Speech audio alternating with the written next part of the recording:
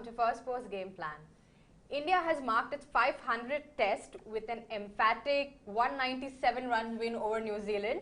Great start for India for the home series in this series, and I am sure that all Indian fans and Kohli are very happy with it. What's your take on this, Ayaz? I think it was a very good contest. New Zealand had their moments, but India has got the match. And the 500 test match is a historic game. This is something that, every Indian cricket fan would have wanted the team to win, and I'm sure the players were very keen to win. That came through, that to me is the big plus point. So there have been some outstanding individual performances. Ravichandran Ashwin, 10-wicket haul, and Ravindra Jadeja, 6 wickets in the match, 2 very crucial innings, including a half century. And, batsmen, Murli Vijay, Cheteshwar Pujara, Rohit Sharma, they're all getting runs. The only guy who didn't actually get runs in this match was the captain. But he made all the right moves as a captain. He never relieved the pressure on New Zealand. I think that was important. So there were moments for New Zealand. They were in the match. India, I think the story of this match for India is they came out of a tight situation in good style. It was not some laborious, painful struggle, which shows a team which is adept at coping with excruciating circumstances, or at least is making that effort very easily. Of course, playing at home means the advantage was with India, but you have to make use of that advantage to the best of your ability. Otherwise, you could end up with a lot of problems. Right, and speaking of a fantastic test match, I think Kohli in his post-match conference spoke about how the fact that the match lasted all 5 days, despite a little rain problem, is a good sign for the future of the game. Look, it's not just about 5 days. I think it's the nature of the contest. So some hours were lost to rain. I don't think, last year when we saw the series against South Africa, the scores wouldn't go beyond 150, 160, and matches were getting over in 2.5, 3 days. Now that from a point of view of giving Test cricket a boost or a fillip was not very happy. It was a bit disastrous because you don't see, it's not an engaging contest. In this case, while the margin of victory is 187 for India, it was still very engaging. Even today, the last day of the match, the way Luke Ronchi and Santner played, it showed that New Zealand were not giving up. They're not throwing in the towel. They coped with the conditions as best as they could. I think, in fact, Ronchi and Santner made a case for themselves to bat higher up in the order. So I think Guptill and Ross Taylor were really found wanting. They are the more experienced players. So Williamson, Ronchi and Santner have been the batting success, and to an extent Latham. But I think New Zealand will take some heart from this match in the manner in which they fought. It was not that they just kind of got decimated. They put up a stiff fight, but India playing at home, obviously, and in this form, Ashwin and Jadeja, these guys have been lethal on Indian pitches. Absolutely lethal. I think Ashwin, Jadeja, the combination is sort of becoming something to fear. And Jadeja spoke about how they're used to this pitch, etc. Also, the bowling in tandem is very interesting because in one innings you had one take a 5-wicket haul, in the other you had the other spinner. So yeah, we saw that. They spelled trouble for the opposition. Yeah, I mean this has been the pattern in Indian cricket for a while. When there was Kumble and Harbhajan. Or before that, there was Venkatpati Raju and Arshad Ayub or something. And then, of course, there was the famous spin quartet. So they would hunt in packs. There was a time when there would be 3 spinners. I mean, one of the arguments put forward in this match, at least in the before the match and the first couple of days, is why is Amit Mishra not playing? Right. Why do you need 6 batsmen when But I think in hindsight, you can always argue that we could have won this match even with 5 batsmen. But in hindsight, I think it was a good decision because India kind of messed up their first innings by not making 450, and then the extra batsman was a good buffer, and Ravindra Jadeja and Ashwin making runs there, and then to turn things around, we've talked about this. I think if the visiting teams are incapable of making 300, 325, they're always going to be in trouble. So if New Zealand, instead of, they collapsed 262, they were in a from I think 150 to 262 all out, yeah. And the last 5 wickets went for like 20 runs or something. So unless, it's not just showing resolve, it's also showing the ability, the adaptability to keep scoring runs frequently enough. That's, I think, the challenge for the New Zealand batsmen. And of course, then there is the other, perhaps bigger challenge is for the New Zealand team, especially if you pack your side with 3 spinners, to be able to take advantage of the situation. I thought the New Zealand spinners in this match bowled either a little too short or a little too full.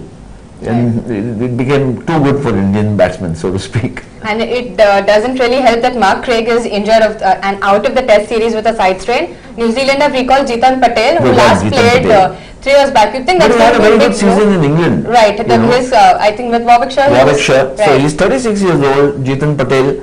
Mark Craig's advantage was that he could also bat a bit, though he didn't show much of that in this match, that ability. Jitan Patel would be perhaps a more bowler batsman than batsman bowler, which is what Mark Craig was coming out to be, or he might just be a rank tail ender. But I think that the pursuit of spin as an attack is not ill-founded, because on these kind of pitches you don't expect fast bowlers to be getting too much success. So I think New Zealand have to trust their spinners. Santner is a certainty.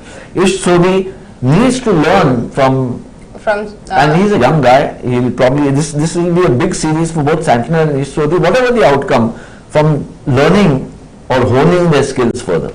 Right, and on the topic of spinners, we must talk a little more about Ravichandran Ashwin, second fastest and the fastest Indian to 200 Test wickets. He's sort of in a league of his own right now. 10 wickets in this match as well.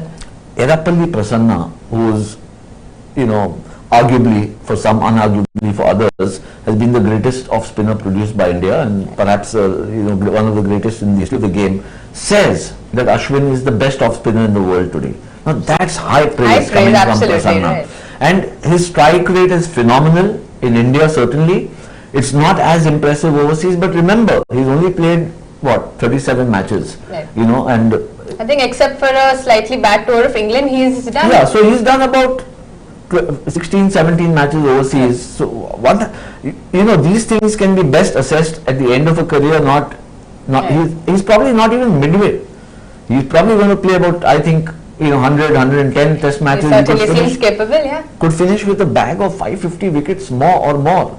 So, and this is, wherever you are bowling, this is fantastic achievement. And I think what is remarkable about Ashwin is how he has grown so rapidly in stature. He came in from limited overs cricket to Test cricket, and he was thought of as a T20 specialist, then a T20 and ODI. Then the argument against him or the criticism was he experiments too much, the carom ball, this ball, that ball. But he's a young guy, he is bound to experiment. He's a thinking cricketer, he is going to try and work out new ways. I think what he's learned is that how much I need to experiment against which kind of batsman, what kind of a pitch, what kind of conditions, and if I'm doing it, I must have terrific control. So that's the enhancement in his skills that he's brought about, and it's paying him great rewards. Right, absolutely. It was another fantastic performance from him. But looking forward, India will play the next match on Friday in Kolkata. Interestingly, that is also a sort of a landmark. It's the 250th Test at home, and CAB is planning another sort of ceremony. However, talking about the playing combination, I think India won't want to mess with their winning combination. So which means Shikhar Dhawan is not in. Well, whichever way you look at it, I think it's difficult for Shikhar to come in automatically, because unless Rahul is injured. See, remember he sat out last evening and today he was not on the field.